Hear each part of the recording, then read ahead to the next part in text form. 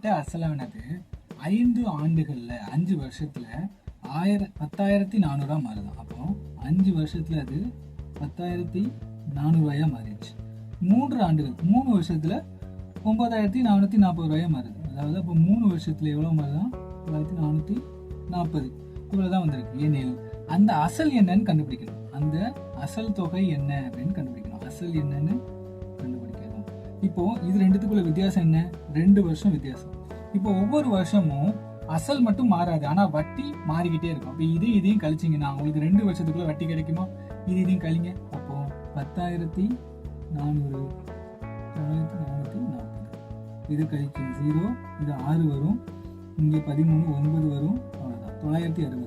அப்போ 2 வருஷத்துக்கு 960 ரூபானா அப்போ ஒரு வருஷத்துக்கு எவ்வளோ? 2ஆல் அடி கொடுப்போமா?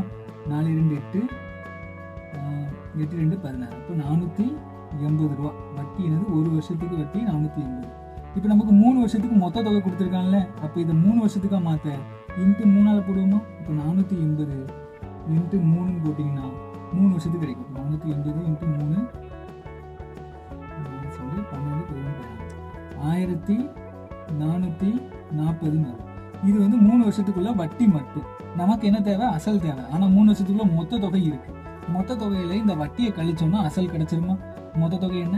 9440 மைனஸ் 1440. இரண்டையும் கழிச்சிங்கன்னா உங்களுக்கு 8,000 ரூபான்னு வரும்.